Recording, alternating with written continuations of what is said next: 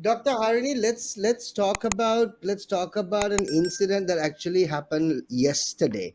I think there is a lot of clarity that is actually required. Now, before we do talk about that, I'm going to put up a Facebook post taken off your Facebook up on the screen Yeah, right now, which basically is requesting everyone to yeah, actually come to the yeah. Parliament grounds of to Colombo. Basically, it says what's the, I mean, obviously after this particular post and posts of other individuals in your party that actually came up on screen, it looks like lots of people attended that protest, which unfortunately turned quite violent, and it turned violent for the longest time. And looks like all fingers are pointing at the NPP for instigating this protest that actually happened at the parliament, or just outside the parliament yesterday. Okay. Thank you for that question. I'm really happy to be given an opportunity to present our version of what happened or our side of the story.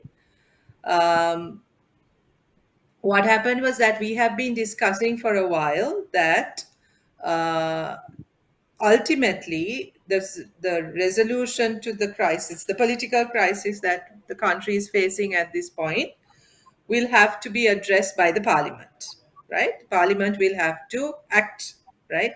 And the fact that parliament has not been more proactive in this has also been a source of contention with the public, right? This is where the whole Desiya Visipahama Epa slogan also came about, because people are utterly frustrated with the parliament's inability to intervene meaningfully, yeah, at this Right. crisis moment. So we have been talking for a while.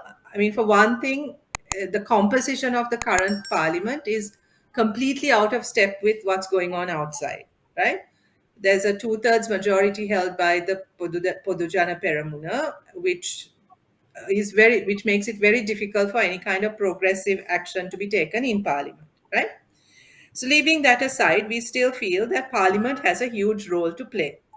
And we've been talking for a while that there needs to be pressure on Parliament to do its job, right? And that as a political movement, we need to also mobilize people to pressurize the Parliament to now start doing its job, right? And this is going to be critical in the coming days.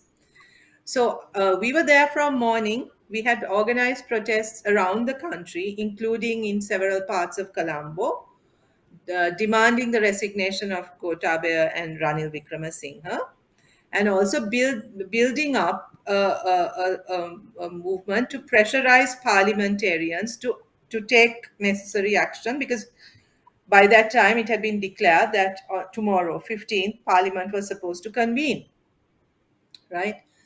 There was absolutely no intention for us of occupying the parliament, because for us that doesn't make sense, because the parliament is anyway made up of the people's representatives, so it is already owned by the people. There's no need to occupy that. And our main thing is that we need to get parliament to work for us, not to take it over. It's different from like the presidential secretariat or the president's house. It's not the same logic that applies there. And it's also like ultimately the symbol of democracy. So I mean, Yeah.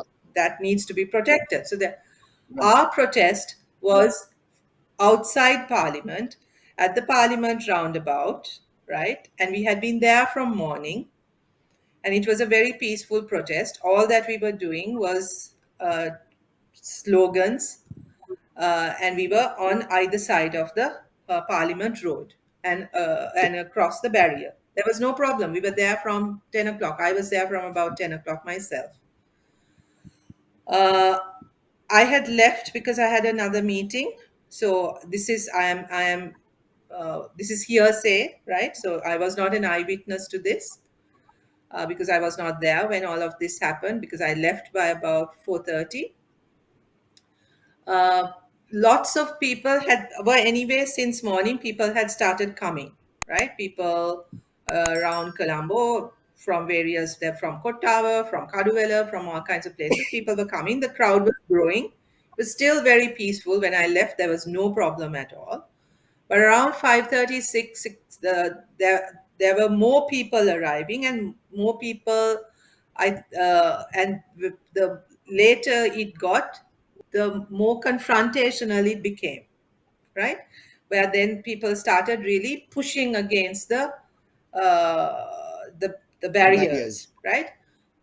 Yeah.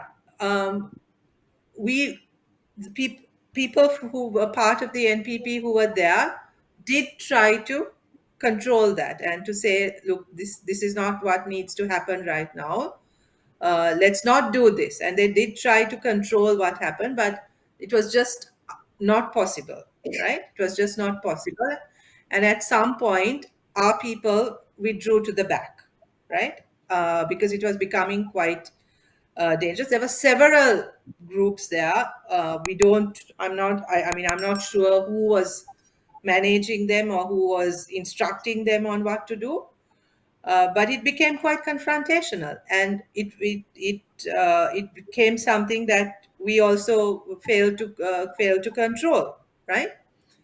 And that is what happened, because when they started pushing against the barriers, the police started attacking, and the police and the army started attacking quite ferociously. So there was tear gas, there was beating, and there was confrontation, right? And since we were also responsible for the people who were there, we tried to take some of the people out of the scene also, because there were children, there were women, there were older people, right? So many of our comrades, the word that you were somewhat skeptical about, Anu, I'd like to come back to that actually. Yeah, yeah, Many yeah. of We our will. comrades many of our comrades were actually also really trying to get people out of there, right? And that is what basically happened.